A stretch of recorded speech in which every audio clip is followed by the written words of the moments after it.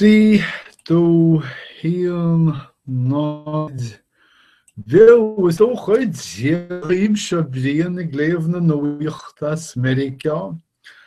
Agus I neamh tá muide chaint faoi chlandáil hóisialach sé, sin sér man nó dom sa freisin, bégan don mé a lorug sa bhuclóid agus ní ró sé such ná cheann, bégan dom lorug sa bhuclóid idirlín táir fáilig foras na gaeilge.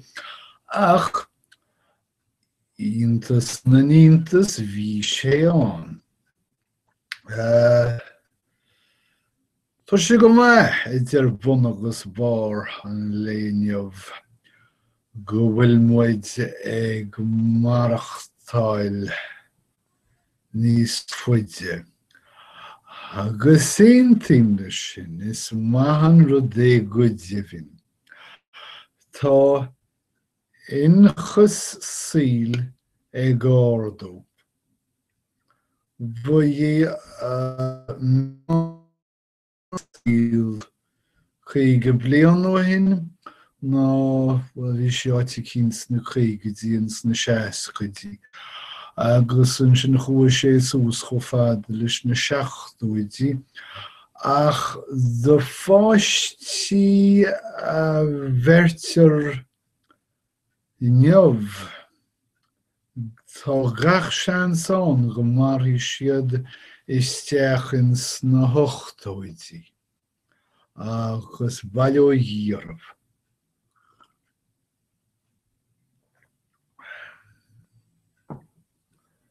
sé 60 meán is an duine faoi láthir.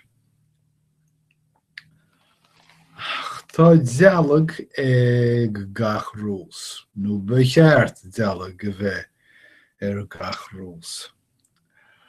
Agus ginion síolta níos faide plándáil hóisialach. De réir mar a bhaid an daoine níos faide, chaitheann siad chodán níos faide dá síl scoire ag bhailiú sochair.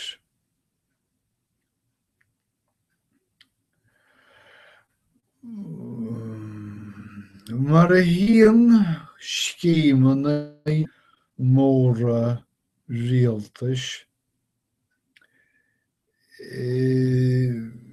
tá scím sochair scoire slándáil hóisialaí soch siimplí. Tógan an scím airige do dhaoine tá ag gobhaid agus tugann sé do dhaoine atá scoir.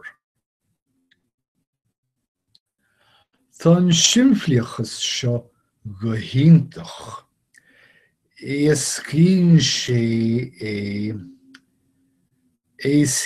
sé dúin mór chuimse fadhb na sócmhainneachta a thuispeáint.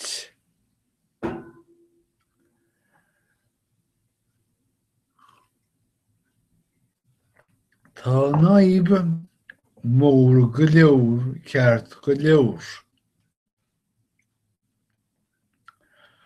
Ach tá sé soláimsethe is cosúil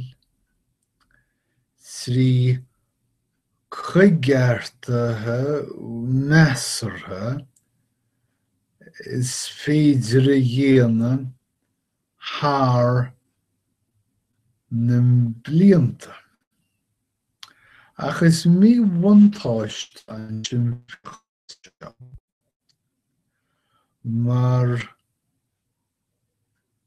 fágann sé nach féidir dul i gceann na fadhba, nach féidir dul i gceann na fadhba le nuálaíocht.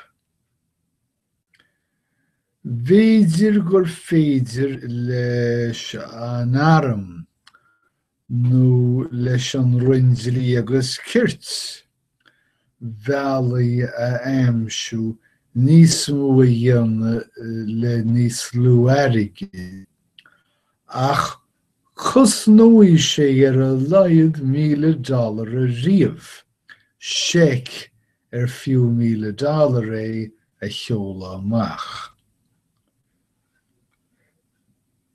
Chun slándáil hóisialach a dheisú, ní mór an scéim níos mó airgid a thógáil isteach, níos lú airgid a chur amach nó an dá rud.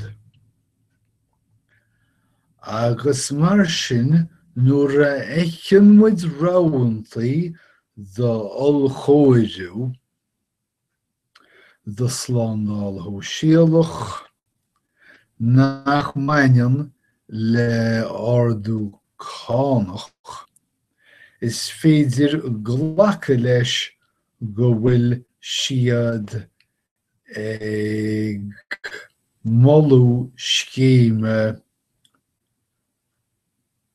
atá bunaithe ar níos lú airgid a íoc amach. Machnaí mar shampla ar mhalairt, sé sin rabha mhalaireach ar sochar bhliantúil níos lú. Níthe go mairiscil. Machnaí mar shampla ar fhís scortha níos airde. Rabha ailtéarnach é seo ar sochar bliantúil níos lú, ach mar a tharlaíonn fullingíonn an chuid is mó dóibh siúd a ein slándáil hóisialta é mar laghadú I méid bliantúil an sochar, mar téann siad ar scor go luath. Síonais lanscortha ná 66, ach is féidir le daoine sochar a fháil níos luaithe, má éiríonn siad as obair níos 62. Má sé, caithfidh siad teileadh 25 fáin gcéad den sochar a chailliúint. nó ghlaca le I sliabh 25 fáin gcéad.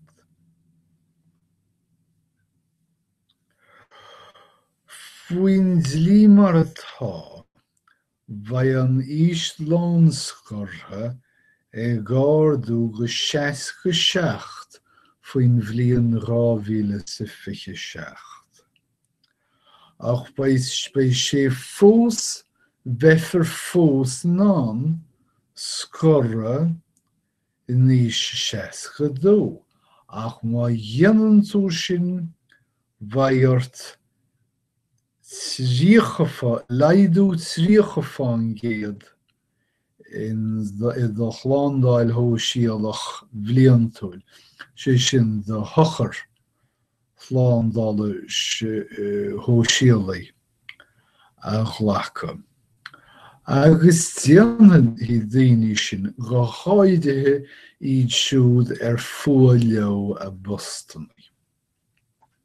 So sin an méid atá mé géirí a ráinneamh, tá súile agam gur bhain sibh súp as an méid sin, agus go rólam sibh beagán faoi chlándáil hóisialach. Idir an dálín ghaim lá máthrimh go léir. Bhaile dhearbh.